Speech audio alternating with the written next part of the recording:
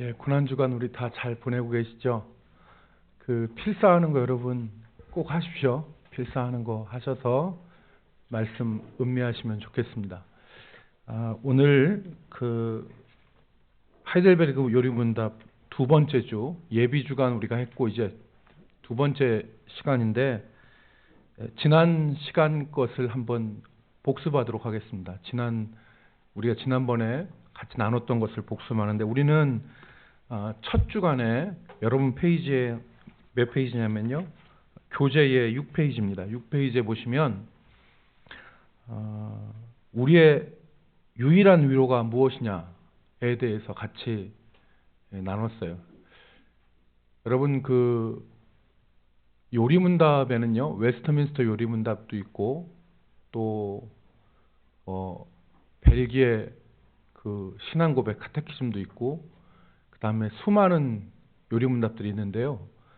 이 하이델베르그 요리문답이 감동을 주는 것은 이게 교리적이지 않아요. 다른 것은 그 굉장히 딱딱합니다. 신학적 용어로 기술되어 있거든요. 근데 하이델베르그 요리문답은 이렇게 표현한 사람이 있는지 모르겠지만 신앙적 용어로 기술됐어요. 그러니까 우리의 신앙을 건드리고 있거든요. 그러니까 첫 질문이 하나님의 보편적 속성과 아니면 하나님의 고유적 속성이 뭐냐 이렇게 물었으면 우리가 머리가 쥐날 텐데 그렇게 묻지 않고 당신의 삶에 있어서 유일한 위로가 무엇이냐 이렇게 지금 접근하고 있거든요.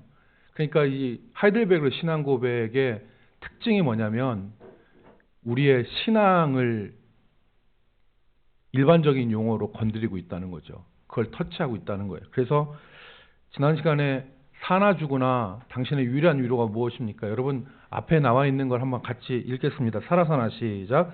살아서나 죽어서나 당신의 유일한 위로는 무엇입니까? 마저 답을 읽겠습니다. 시작. 살아서나 죽어서나 나는 나의 것이 아니요 몸도 영혼도 나의 신실한 구주 예수 그리스도의 것입니다. 그리스도께서는 그의 보혈로 나의 모든 죄값을 완전히 치르시고 나를 마귀의 모든 권세에서 해방하셨습니다. 이게 우리가 위로가 되는 거예요. 그런데 이것이 조금 이따가 설명하겠지만 확 와닿는 말로 번역이 안 돼 있어요. 그래서 여러분 밑에 있는 말씀을 마저 읽고 제가 이것의 요점을 말씀드리도록 하겠습니다. 또한 시작. 또한 하늘에 계신 내 아버지의 뜻이 아니면 머리털 하나도 땅에 떨어지지 않도록 나를 보호하시며 참으로 모든 것이 합력하여 나의 구원을 이루도록 하십니다. 그러함으로 그의 성령으로 그분은 나에게 영생을 확신시켜 주시고 이제부터는 마음을 다하여 즐거이 그리고 신속히 그를 위해 살도록 하십니다. 아멘. 여러분 지난번에 설명했기 때문에 더 자세한 설명을 안 했겠습니다. 그런데 하이델베르그 요리문답의 1문 영원한 유일한 위로가 무엇이냐라고 하는 것을 구조적으로 분석을 하면 이렇게 되는 거죠. 그러니까 당신의 위로가 무엇입니까? 했을 때 첫 번째는 성자가 우리에게 주시는 위로예요. 성자 예수님이 자신의 피로 나의 모든 죄값을 다 치르시고 나를 마귀의 권세에서 해방시키셔서 나를 자기 소유 삼으신 것.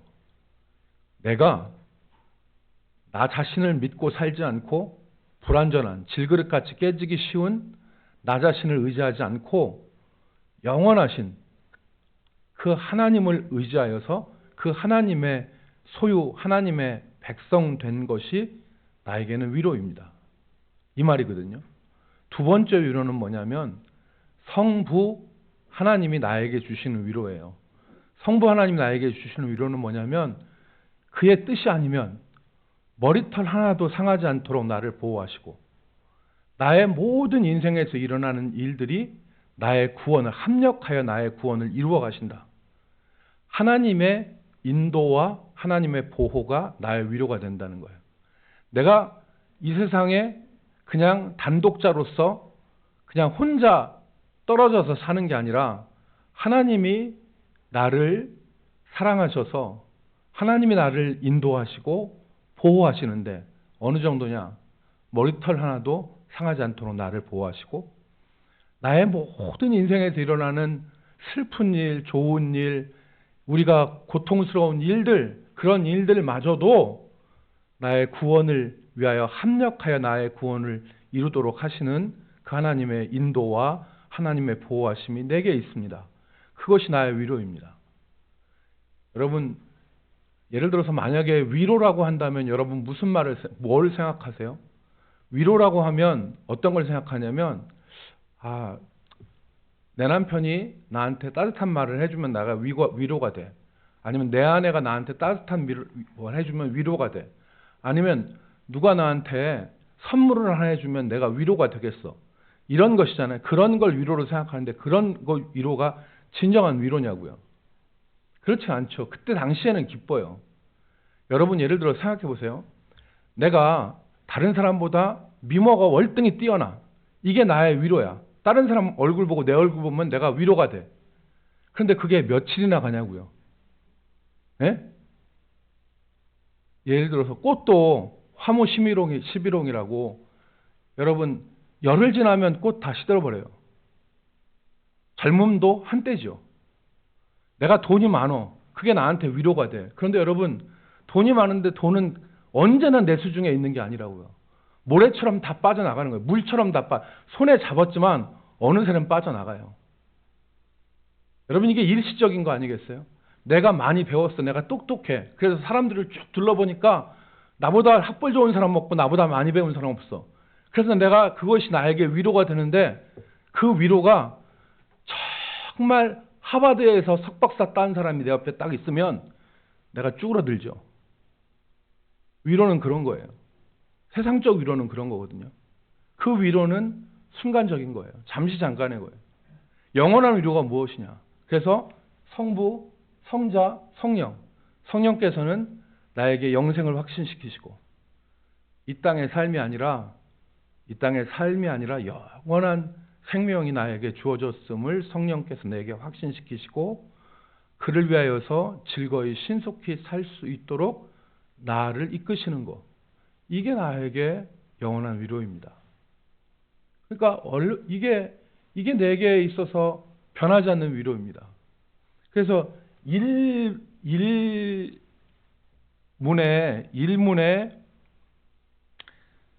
길게 썼어요. 그렇지만 이 길게 쓴 것은 구조적으로 보면 성부, 성자, 성령께서 우리에게 주시는 위로다. 그리고 그 문체가 그냥 서술해서 무슨 말인지 모르지만 의미는 무슨 의미냐면 나에게 위로는 성자께서, 성부께서, 성령께서 나에게 이렇게 해주시는 것이 내가 이 세상에서 얻을 수 없는 진정한 나의 위로입니다.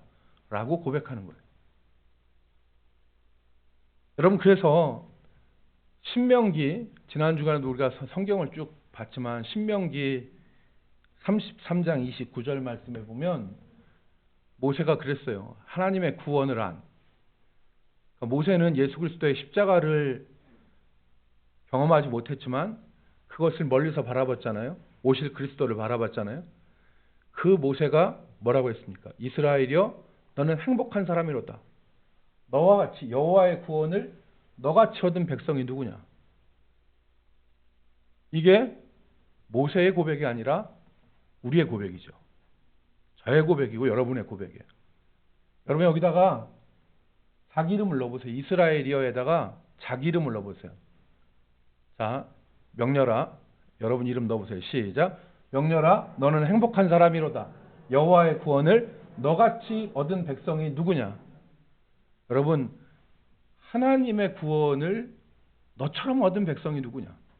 이게 우리의 위로이고 우리의 감사이고 우리의 희망이고 우리에게 소망이에요.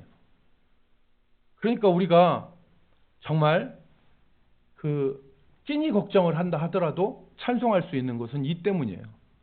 우리가 고난 중에도 감사할 수 있는 것은 이 때문이에요. 우리에게 위로가 있으니까.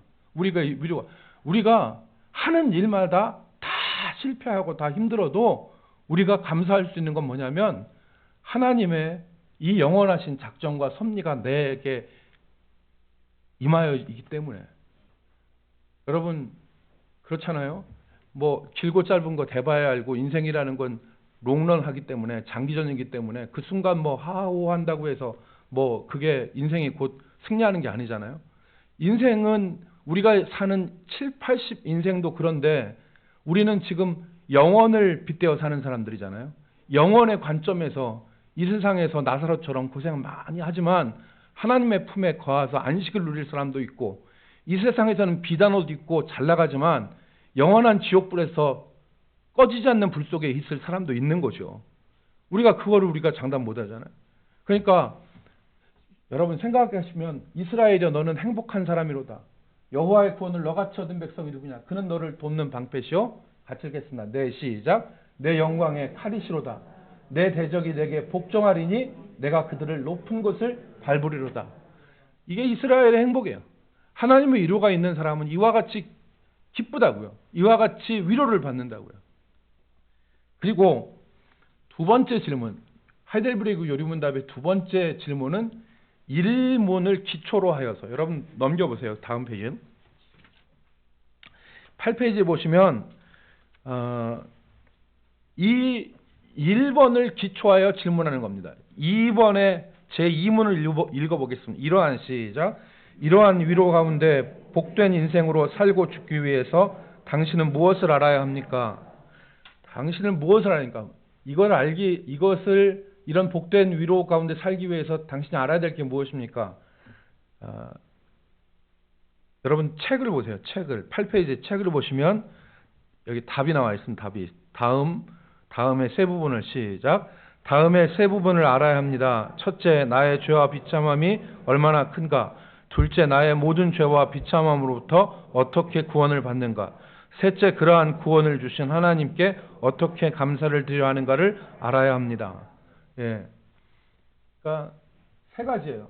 다음 세 부분을 알아야 되는데, 첫 번째는 나의 죄와 비참함을 알아야 되고, 두 번째는 그 죄와 비참함에서 어떻게 구원을 얻는지를, 세 번째는 구원받은 백성이 어떻게 하나님 앞에 감사하면서 살아야 하는지를 알아야지 참된 믿음으로 살 수가 있습니다. 참된 행복으로 살 수가 있습니다. 여러분 예를 들어서 어떤 사람이 구원을 받았어요. 구원을 받았는데 구원받은 다음에 어떻게 살지를 몰라서 구원받은 이후의 삶이 개망난이야. 그럼 그 사람은 구원이 무색하게 되는 거잖아요. 그죠?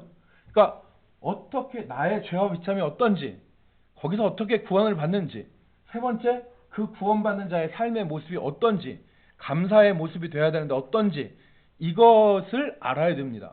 그런데 중요한 건 여러분 이거 보셨잖아요. 이게 뭐냐면 하이델베르그 요리문답의 구조예요. 하이델베르그 요리문답이 총 몇 개의 질문과 답으로 되어 있어요? 그렇지. 기억하고 있는, 생각하는 사람이 돼야 돼. 129개 문답으로 되어 있어요. 129개 중에서 1문과 2문 빼고 3문부터 세 번째부터 11번까지가 나의 죄와 비참에 대한 물음이에요. 12번부터 여러분 내가 이거 저기 하는데 5페이지를 넘기세요. 5페이지로 다시 빠꾸해 보세요. 5페이지에 보시면 하이델베르그 3번에 하이델베르그 요리문답의 구성이 나오죠. 거기 나오죠. 예, 거기 보면 첫 번째 나의 죄와 비참이 얼마나 큰지는 3문부터 11문이고, 두 번째 나의 모든 죄와 비참에서 어떻게 구원을 받는지는 12문부터 85문이 여기에 해당돼요. 그리고 세 번째 그 구원에 대해서 어떻게 감사하는지가 86문에서 128문이에요. 여러분 그래서 어떻게 구원받는지는 믿음으로 구원받잖아요. 그래서 두 번째 이 죄와 비참함에서 구원받는 방법, 두 번째 단락에서 사도신경을 해설해요. 구원받은 자가 어떻게 감사하면서 살아야 되는지에서 십계명을 해설하고 주기도문을 해설해요. 그러니까 구조가 그렇게 돼 있어요. 이걸 알아야 된다는 거예요. 자, 그럼 오늘 세 번째 질문이에요. 오늘 여러분들 페이지 몇 페이지시냐면은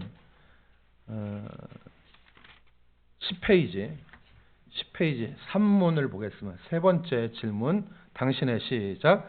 당신의 죄와 비참함을 어디서 합니까? 답 같이 읽겠습니다. 하나님의 율법에서 나의 죄와 비참함을 압니다. 여러분 그 죄와 비참함이라고 했는데요. 죄와 비참함이 무엇인지를 분명하게 인식하고 넘어가야지 우리가 이거를 이해할 수 있어요. 바르게. 죄가 뭐냐? 죄라는 것은 하나님의 말씀에서 떠난 것, 하나님의 말씀을 위반한 것이 죄예요.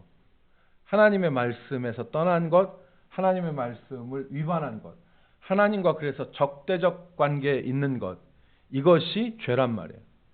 그래서 여러분 그 헬라어에서 죄라는 말을 하말티아라고 하는데, 하말티아라고 하는데 이거는 원래 의미가 화살을 이렇게 딱 쏘았는데 화살이 관역에 10점 만점에 10점으로 꽂히지 않고 관역 자체를 벗어나는 것을 하말티아라고 그래요. 그러니까 관역에서 벗어나다라는 것이 죄라는 거예요. 하나님이 정해주신 길로 가지 않고 그 길에서 벗어나는 것, 말씀을 위반하는 것, 이것이 죄다. 여러분, 그런데 웨스터민스터 요리문답 있잖아요. 우리 여러분들 헌법에 나온 웨스터민스터 요리문답에 보면, 감사합니다. 웨스터민스터 요리문답에 보면 죄를 뭐라고 하냐면 하나님의 법을 순종함에 있어서 조금이라도 부족하거나 그것을 위반한 것이라고 정의했어요. 그러니까 죄는 쉽게 생각해서 하나님의 말씀을 위반한 것, 하나님의 말씀을 떠난 것, 이것이 죄다. 그러면 두 번째 얘기하는 게 죄와 비참함이잖아요. 그럼 비참은 뭐냐? 다음 넘겨주세요. 비참은 죄의 결과로 느끼고 경험하는 고통과 불행을 비참이라고 그래요. 그러니까 야, 참 내가 요즘에 참 비참하게 산다. 우리 이런 말 하잖아요. 내가 참 내 심정이 지금 비참하다. 이런 말 하잖아요. 그러니까 비참이라는 것은 죄의 결과로 느끼고 경험하는 고통과 불행을 비참이라고 하는 거예요. 죄와 비참. 그러니까 우리 인생이 죄와 비참을 느껴요. 그런데 하이델베르 요리문답 세 번째 질문은 뭐냐면 당신은 죄와 비참을 어떻게 압니까? 그랬어요. 어떻게 압니까? 사람이 죄라는 것을요, 근본적으로 사람이 어렴풋이 알아요. 하나님이 우리 마음속에 조금 이따도 말씀 나누겠지만 하나님이 우리 마음속에 율법을 새겨 놓으셨기 때문에 예를 들어서 다른 사람의 물건을 훔치면 동양인이고 서양인이고 키 큰 사람이고 키 작은 사람이고 그것이 정당하지 않은 행동이라는 것을 어느 정도 알아요. 그죠? 그러니까 이런 경험상, 느낌상, 이성상 어느 정도는 알아요. 그리고 여러분, 죄를 지면서 살잖아요. 그러면 기분이 좋아요? 아니면 죄를 짓고 살면 기분이 우울해요? 안 져봐서 모르지. 네. 죄를 지으면 비참해요. 그러니까 죄를 지을 때 그 반짝하는 작은 즐거움은 있지만 죄라는 것은 사람을 비참으로 몰아넣거든요. 그러니까 한 번 죄 짓고 두 번 죄 져서 그 비참함을 아는 사람은 죄를 안 지려고 해요. 왜? 죄의 비참함을 아니까. 경험상으로 우리는 죄와 죄의 비참함을 알아요. 본성상으로도 알고. 그런데 그것을 명확하게 아는 건 어디냐? 하나님의 말씀을 통해서 알아요. 하나님의 말씀을. 여러분, 제가 이걸 갖고 있잖아요. 연필. 이 색연필을 갖고 있는데 이 색연필을 장성준 목사님이 이 색연필을 볼 때 목사님 그거 되게 색연필이 참 크네요. 기네요. 이렇게 얘기할 수 있어요. 그런데 제가 보기에는 이 연필이 작네. 이건 똑같은 건데 어떤 사람은 크다고 하고 어떤 사람은 작다고 그래요. 왜? 자기 기준이 있기 때문에. 그래서 어떤 사람은 죄를 짓고도 눈 하나 깜짝하지 않고 죄를 짓고도 당당하게 사는 사람이 있는 반면에 어떤 사람은 작은 거에 민감한 사람이 있어요.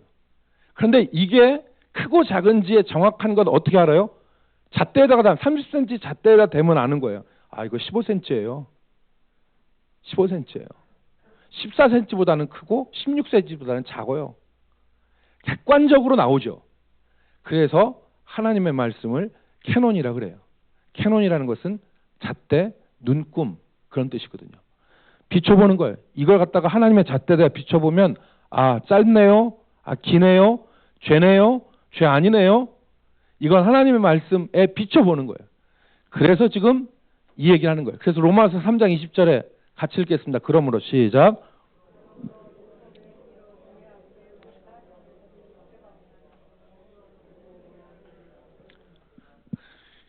이게 좀 이따도 말씀드리겠지만 율법이 우리에게 주는 유익은 여러 가지가 있지만 죄를 깨달아요.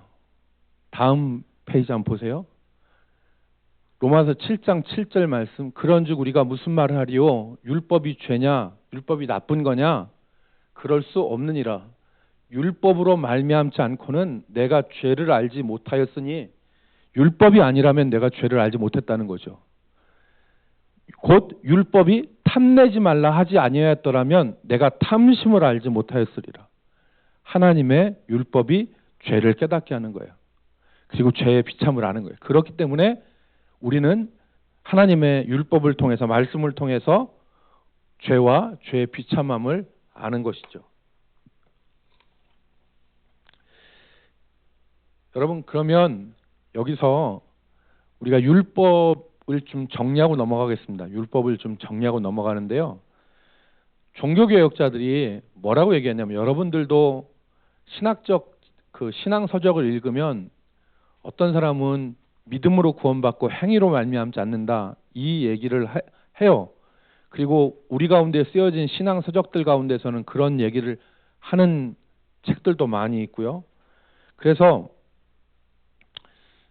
사람들이 특히 그 율법의 행위가 아니라 믿음으로 구원받는다고 했기 때문에 사람들이 율법에 대해서 부정적 인식을 가지고 있는 경우가 많습니다.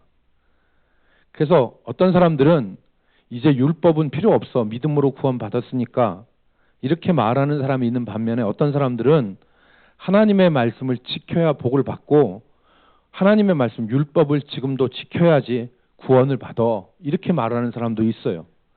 다 맞는 얘기들 같이 보여요. 그런데 어떤 사람은 이 둘 사이를 왔다 갔다 해요. 어떤 때는 오직 믿음으로 얘기하고 어떤 때는 말씀 지켜야 구원받는다고 하고 왔다 갔다 한단 말이에요. 이거는 이 혼란은 율법의 종류와 율법의 용도를 알면 해소가 돼요. 율법의 종류와 율법의 용도를. 그래서 여러분 율법이라는 것은 하나님께서 이렇게 하라라고 명령하신 하나님의 말씀인데 이 율법을 세 가지로 구별할 수 있어요. 모든 율법을. 창세기, 출애굽기, 레위기, 민수기, 신명기에 나오는 율법을 이제 마이모이데스라고 하는 중세 이 랍비가 613개로 정리를 했어요. 근데 365개는 뭐뭇을 하지 말아라라는 율법이고 248개는 뭐뭐 해라라는 율법으로 이 사람이 율법을 정리했어요. 그런데 여러분 좀 이따 이거 다시 백해 주세요. 그래서 율법은 세 가지로 구분할 수 있다. 율법의 종류는 첫 번째는 뭐냐면 도덕법이에요. 도덕법. 시대와 장소에 관계없이 사람의 마음속에 심어놓은 도덕과 윤리. 10계명에 종합적으로 내포되어 있어요. 살인하지 말아라, 도둑질하지 말아라, 간음하지 말아라, 거짓 증거하지 말아라, 이웃 탐내지 말아라, 부모 공경해라, 하나님 외에 다른 신 우상 섬기지 말아라. 이런 것은 모든 시대와 장소를 뛰어넘어서 우리에게 주신 하나님의 불변의 말씀이에요. 이게 도덕법이에요. 도덕법. 그러니까 이것은 구약시대 사람들만 지키고 오늘 안 지켜도 되냐? 아니에요. 그래서 예수님이 뭐라고 하셨어요? 마태복음 5장 17절에 내가 율법이나 선지자를 폐하러 온 줄 아느냐? 폐하러 온 것이 아니라 온전케 하려고 오셨다고 하는 얘기는 바로 뭐냐면 이 도덕법. 사람이 율법 가운데 말씀하신 거짓 증거 안 하고 살인하지 않고 그리고 도둑질하지 않고 간음하지 않고 이런 일들을 사람이 지키려고 하는데 이것 지키면서도 어려워. 그죠? 어렵단 말이에요. 예수 믿는 사람들이 10계명만 잘 지켜도 손가락질 안 받아요. 그런데 613개 조항이 아니라 십계명조차 우리는 지키기에 허덕인다고요. 그래서 예수님이 이것을 온전케 폐하러 온 게 아니라 온전케 하러 오셨다고 했는데, 그 온전케 하신 것은 나중에 우리가 배우겠지만 성령으로 우리에게 하나님의 법을 순종할 수 있는 힘을 주신 것이죠. 육신으로는 어렵고 힘들지만 성령으로는 기쁜 마음으로 하나님의 법에 순종할 수 있다. 그래서 바울 사도가 그랬잖아요. 육신의 법으로는 도저히 할 수 없으되 하나님의 성령으로는 하실 수 있다. 그래서 예수님이 온전케 하러 오신다는 법은 이 도덕법이에요. 그런데 다른 법이 있어요. 레위기 같은 법 보면 의식법이 있는데, 의식법이 뭐냐? 세레모니를 위해서 하는 거예요, 진짜. 그러니까 하나님의 구원과 하나님의 은혜를 모형으로 하나님이 이스라엘에게 주셨어요. 대표적인 것이 제사제도잖아요. 제사제도가 여러분 어떤 거예요? 속죄제, 속건제, 화목제, 그리고 번제, 소제, 이거 뭡니까? 이 제사의 한마디로 제사의 본질이 뭐예요? 우리의 죄를 용서받고 하나님과 화목하고 하나님께 나아가기 위해서 제사 지내는 거잖아요. 그래서 속죄제, 속건제 다 있는 거 아니에요? 그런데 이거는 그림자라고, 이 제사제도는 참 실체는 뭐예요? 예수 그리스도예요. 예수 그리스도의 십자가가 실제예요. 그렇기 때문에 십자가 이전에 십자가를 받아들일 수 있도록 모형으로 주신 것들, 제사제도나 할례, 하나님의 백성의 정결함, 그리고 정결법 가서 네가 문둥병 걸렸거나 네가 피부병 걸렸으면 제사장에 보이고 몸을 씻고 옷을 빨고 그릇을 다 씻어 헹구고, 만약에 전백이 토기에 점 같은 거 베겨져 있으면 깨뜨려 버리고, 이런 모든 것들은 무슨 법이에요? 의식법이에요. 실체가 왔기 때문에 더 이상 지키지 않아도 돼요. 모형자와 그림 같은 것들이죠. 이런 의식법들이 율법 가운데 많이 있죠. 세 번째는 뭐냐면 시민법이에요. 시민법이라는 것은 사회와 국가를 유지하기 위해서 선은 장려하고 악은 징벌하는, 그래서 질서를 유지하는, 그게 시민법인데, 국가사회 유지하기 위해서. 그래서 예를 들어서 종은, 이스라엘 백성들에게 종은 7년에는 해방시켜줘라. 요즘에 종도 없지만 요즘에 7년에 해방시켜 주냐고요. 안 하잖아. 그리고 고의로 사람을 죽인 사람은 반드시 죽이고, 간음하거나 부모를 거역하는 사람은 돌로 쳐 죽이는데, 오늘날 간음하거나 부모를 거역하는 사람 돌멩이로 던져 죽이냐고요. 이거는 그 당시에 사회와 국가를 유지하기 위해서 주어진 법률. 그래서 이것을 시민법, 시빌로우라고 하죠. 그러니까 이게 성경의 시민법 아니면 의식법 아니면 도덕법 이런 용어는 안 나와요. 그렇지만 모든 율법을 봤더니 이 세 가지로 구분할 수 있다. 그래서 시민법도 의식법도 다 폐해졌지만, 그림자인 것들은 다 폐해졌지만, 지금 하나님께서 우리에게 주신 도덕법, 이것들은 온전케 되어지는 걸로 지금 남아있죠. 자, 율법의 종류는 세 가지였어요. 뭐였어요? 첫 번째 무슨 법? 도덕법. 두 번째 무슨 법? 의식법. 세 번째 시민법. 이 세 가지가 있다. 그런데 이 율법은 무엇을 위해서 사용하느냐? 용도가 있어요. 율법의 용도. 율법의 용도. 율법은 어떻게, 무엇을 위해서 율법이 주어졌느냐? 이건데요. 첫 번째는 몽학 선생으로서의 용도예요. 지금은 여기에서 보면 초등교사라고 나와요. 초등교사. 이 몽학 선생이 뭐냐면요. 그 헬라 시대에 그 자기 아들을 가르치는데 노예로 끌고 온 사람이 있어. 근데 그 사람이 공부도 잘하고 인격이 훌륭해. 그럼 그 노예를 자기 아들의 선생으로 붙여. 아들이 장성하기까지는 이 몽학 선생한테 배워. 그러다가 장성하면 더 이상 그 몽학 선생을 지배를 받지 않고 이 아들이 몽학 선생을 다스리는 거예요. 그래서 죄를 깨닫게, 율법이 죄를 깨닫게 하고 그리스도께로 인도하는 역할을 율법이 한다. 이게 율법의 1용도예요. 제1용도. 율법은 뭐를 해? 죄를 깨닫게 해. 그리고 우리의 죄와 비참함을 깨닫게 해서 누구를 바라보게 해요? 그리스도를 바라보게 해. 그래서 몽학 선생이라는 거예요. 율법은 그 기능이 1기능이에요.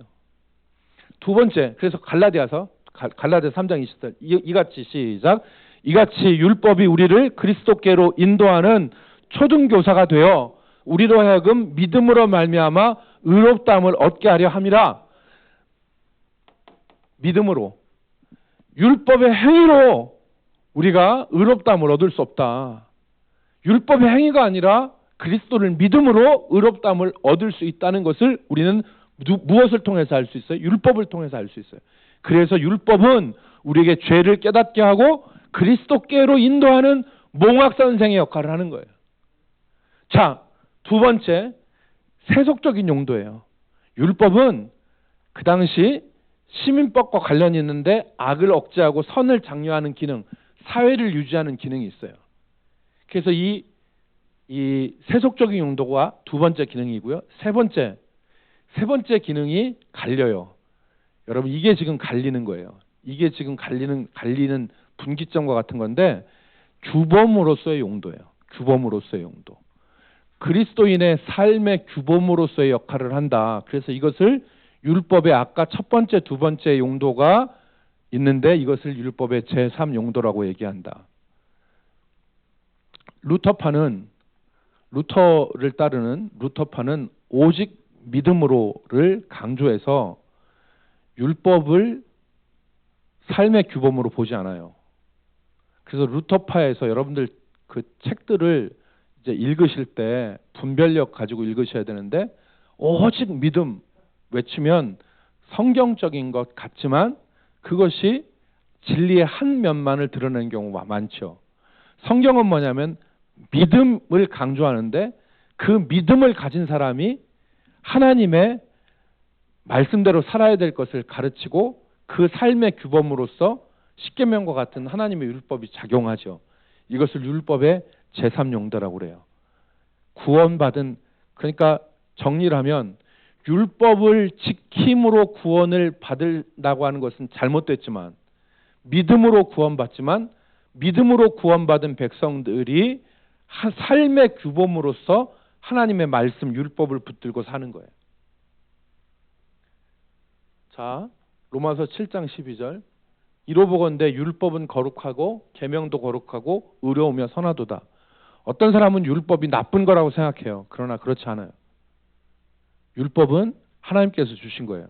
그러니까 바울 사도도 율법이 거룩하고 계명도 거룩하고 의롭고 선하도다. 그래서 그 시편 119편 105절에는 주의 말씀은 내 발의 등이요 내 길의 빛이니이다. 우리의 삶을 인도하는 규범으로서의 말씀을 얘기하는 거죠. 자, 마태복음 5장 17절. 내가 율법이나 선지자를 폐하러운 줄로 생각하지 말라. 폐하러운 것이 아니요 완전하게 하려 함이라. 그래서 완전하게 하려 함이라. 그러니까 그래서 우리 개혁파는, 우리 칼빈주의 개혁파는 율법의 제3 용도를 확신하는 겁니다. 우리의 율법의 제3 용도, 우리의 삶의 규범으로서 의식법을 붙잡고 그걸 있는 게 아니라, 안상홍 있잖아요. 안상홍, 하나님의 그 교회 안상홍은 뭐라고 하냐면 이 율법을 지금도 지켜야 된다고 해서 구약에 있는 것들을 다 지켜야 된다 그렇게 가르쳐요. 근데 그게 아니죠. 그림자로서, 모형으로서, 국가 시민법으로서의 것들은 다 지나갔어요. 하지만 도덕법은 우리의 삶 가운데서 온전케 하시는 하나님의 뜻이라는 것을 우리가 반드시 붙잡아야 돼요. 그래서 믿음으로 구원받고 행위로 구원받는 것은 아니지만 하나님의 백성들은 삶의 규범으로서의 율법의 이 가르침들을 지키고 따라야 된다. 이게 정확한 표현입니다. 이해되시죠? 대답이 없네. 예, 다음 페이지, 다음 보세요. 그러면 율법을 정리했어요. 율법의 용도와 율법의 종류에 대해서 했잖아요. 그러면 이 율법에 대해서 사문은 얘기하고 있어요. 네 번째 질문은 뭐냐면, 같이 읽읍시다. 시작. 하나님의 율법이 우리에게 요구하는 것이 무엇입니까? 답. 그리스도께서는, 시작. 그리스도께서는 마태복음 22장에서 이렇게 요약하여 가르치십니다. 내 마음을 다하고 목숨을 다하고 뜻을 다하여 주 너의 하나님을 사랑하라 하셨으니 이것이 크고 첫째 되는 계명이요 둘째는 그와 같으니 내 이웃을 내 몸과 같이 사랑하라 하셨으니 이 두 계명이 온 율법과 선지자의 강령이니라. 아멘. 자, 여러분, 그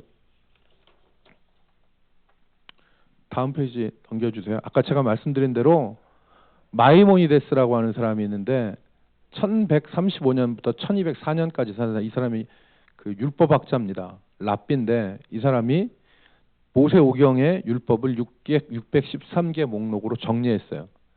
그러니까 이 사람의 이름을 기록한 것은 정성이 가르쳐서 하나님의 말씀을 그냥 읽는 게 아니라 이걸 613개 목록으로 정리하고 365개는 무엇을 하지 마라. 그 다음에 248개는 무엇을 하라는 명령으로 돼 있다. 이렇게 분류를 했어요. 그러니까 여러분 제롬이라고 하는 사람이 있어요. 초대 교부 중에 제롬이라고 하는 사람이 있는데 이 제롬이라는 사람은 동굴에 들어가서 그 제롬 그림에 보면은 옆에 해골바가지가 이렇게 있거든요. 근데 이 사람은 동굴에 들어가서 하나님 말씀을 번역했는데 일평생 동굴에서 나오지도 않고 하나님 말씀을 번역해서 하나님의 말씀을 그 자기의 평생의 과업으로 산 거예요. 그러니까 그런 사람들 앞에 가면 머리가 절로 숙여지죠. 왜냐하면 자신의 모든 그 사람이라고 사람 성정이 같은데 벚꽃놀이 안 가고 싶겠어요? 그런 사람들은 따뜻한 아랫목에서 안 자고 싶겠어요? 그런 사람들은 가족들과 함께 오붓하게 지내고 싶지 않겠어요? 그런데 동굴에서 하나님 말씀을 하나하나 또박또박 번역하면서 자기 일생을 보냈어요. 이 사람도 마찬가지죠. 율법을 그냥 성경을 그냥 훅훅 보는 게 아니라 613개의 목록으로 정리하고 그것을 다시 세분화시켰어요. 그런데 노력은 가상하지만 율법은 두 가지예요. 우리가 아까 읽었던 것처럼 첫째는 하나님 사랑, 둘째는 이웃 사랑. 마음과 뜻과 목숨을 다해서 네 하나님을 사랑해라. 그리고 두 번째는 내 이웃을 내 몸과 같이 사랑해라. 이게 율법이 우리에게 요구하는 거예요. 자, 그 다음 페이지 보세요. 이 두 계명이 온 율법과 선지자의 강령이니라 그랬어요. 강령. 강령이라는 말은 뭐냐면 이게 별이 강자예요. 별이 강자. 그리고 이거는 옷깃 영자래요. 별이라는 건 뭐냐면요. 여러분 그물을 이렇게 확 치면은 그물이 촘촘하잖아요. 그런데 그물이 매달려 있는 겉에 있는 두꺼운 줄. 모든 그물을 붙잡아 맬 수 있는 두꺼운 줄. 그걸 별이라고 그래요. 별이. 그러니까 이제 이 두 계명이 마니모이데스의 얘기로 하면 613개의 모든 계명을 붙들고 있는 튼튼한 줄이다. 그 얘기예요. 옷깃은 제가 시청각 교육을 좀 하겠습니다. 오전에 시청각 교육을 했는데 이해하시고 여러분 이게 제 옷이에요. 이게 옷깃이라고 하잖아. 근데 이 옷깃에 대한 옷의 태가 바로 잡혀요. 그런데 이렇게 잡으면 이게 옷이 이게 안 되잖아. 거꾸로 예를 들어 내가 이 밑에를 잡아서 이렇게 했으면 이 옷이 아니래. 옷깃은 중심이 되는 거예요. 그러니까 옷깃과 별이와 같은 것이 바로 뭐다? 율법이다. 이 율법의 두 계명이 모든 선지자와 모든 율법의 강령이다. 강령이다. 그래서 여러분 이 영자가 옷깃 영자인데 영수회담 하잖아요. 영수회담. 여야 영수회담을 할 때 이때 옷깃 영, 옷소매 수. 그래서 머리 숫자 생각하는데 머리 숫자가 아니에요. 영수가 아니라 이때 영수회담은 옷깃과 옷소매와 같이 어떤 단체에서 중요한 역할을 하는 사람들을 영수라고 그래요. 영수회담이라고 하는 거죠. 여러분 지금 율법과 이 말에 직역을 하면 이 두 계명에 온 율법과 선지자가 매달려 있다. HANG 행이란 말 이것에 매달려 있다 그 말이에요. 이것 자체가 모든 선지자와 모든 율법이 매달려 있는 것이다 라는 뜻입니다. 그러니까 율법을 집약하면 하나님 사랑과 이웃 사랑이에요. 이웃 사랑. 그래서 여러분 우리가 이걸 좀 잘 생각해야 되는데요. 우리가 이제 이 뒤에 있는 말씀처럼 오문을 한번 보세요. 오문.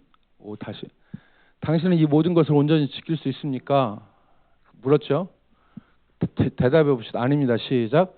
아닙니다. 나에게는 본성적으로 하나님과 이웃을 미워하는 경향이 있습니다. 그러니까 내가 하나님 사랑하고 이웃 사랑해야 되는데 하나님 사랑하고 이웃 사랑하는 마음이 우리 마음속에는 본성적으로 없어요. 죄로 인해서 우리 마음은 기울어진 운동장이에요. 기울어진 운동장. 여러분 그런 거 있잖아요. 예를 들어서 우리가 이제 거듭났어도 하나님께서 우리에게 은혜 주시고 우리 가운데 하나님의 영이 임하시면 우리가 원수도 사랑하게 돼요. 그런데 우리가 인간적인 모습으로 자꾸 돌아가면 곱지 않은 시선으로 모든 걸 다 보게 되죠. 모든 게 다 삐딱하죠. 그죠? 모든 게 다 삐딱하잖아. 저 장로님 왜 저래? 저 권사님 왜 저래? 저 집사님 왜 저래?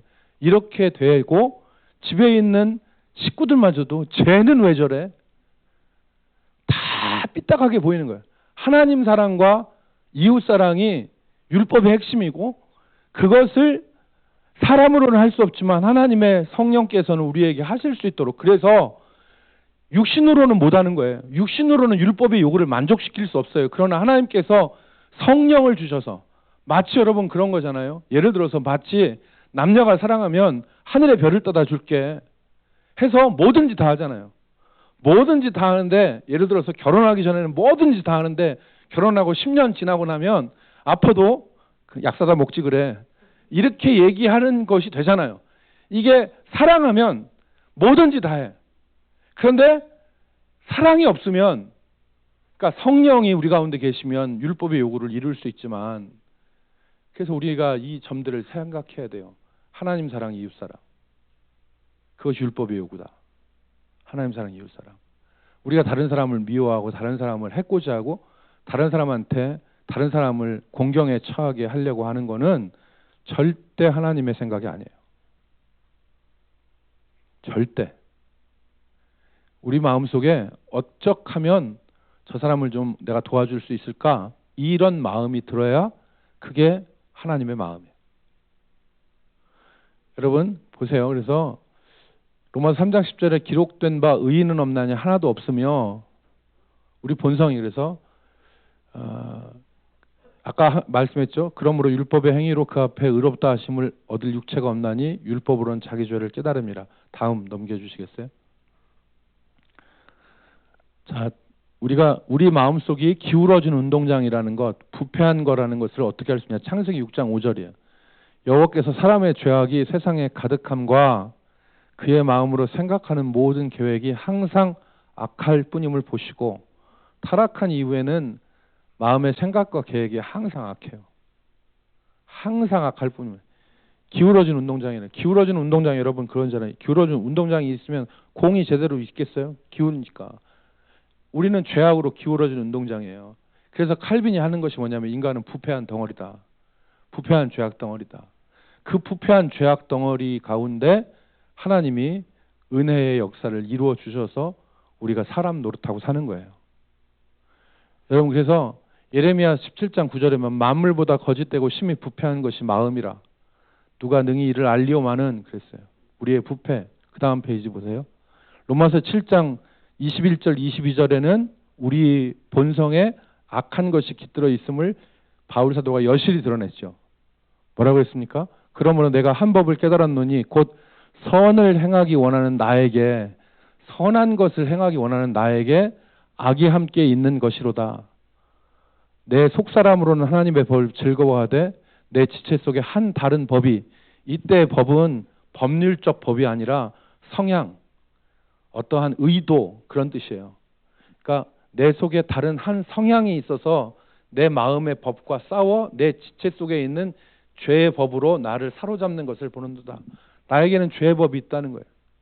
나에게는 부패한 본성이 있다는 거죠. 하나님을 사랑하는 마음도 있지만 내 마음속엔 부패한 본성이 있다.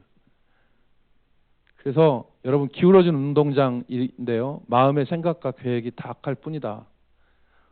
우리가 이 인간의 이 부패한 본성을 깨달아 알 수 있다면 또 부패한 인간의 본성을 우리가 바라볼 수 있다면 진정한 그리스도를 볼 수 있는 눈이 열립니다.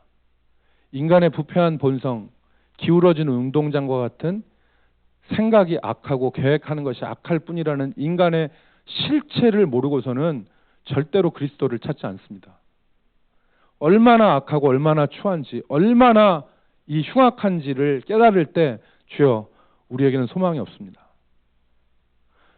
여러분 저는요 요즘에 서울시장, 부산시장 뉴스 나오면 안 들어요. 서울시장 9번 후보 캐치프레이가 다 썩었다 싹 바꾸자더만요. 다 썩었다 싹 바꾸자. 그러니까 지금은 뭐 정치인들 뭐 한다 하더라도 그래 안 그런 놈이 어딨어. 분노하긴 하지만 다 그놈이 그놈이고 그놈이 그놈이에요. 그러니까 아예 안 들어 나는. 그런데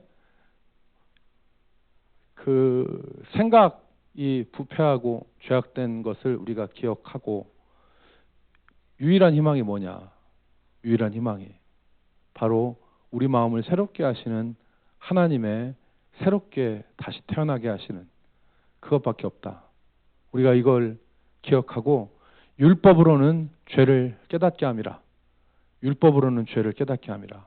그리고 율법이 몽학 선생으로서 죄를 깨닫고 우리를 그리스도께로 인도하는 역할을 한다는 것을 우리가 기억하면서 우리가 이번 한 주간 고난 주간에 그리스도를 바라보는 우리 성도들이 되기를 주의 이름으로 축복합니다. 예, 기도하겠습니다. 아버지 하나님, 우리가 주님을 보게 하여 주시옵소서. 이 세상에 우리의 소망이 없습니다. 우리 주님을 볼 수 있도록, 우리 주님을 따를 수 있도록 우리 눈을 여시고 우리 마음속에서 하나님을 찾는 그러한 움직임이 있게 하여 주옵소서. 예수님의 이름으로 기도 올리옵나이다. 아멘.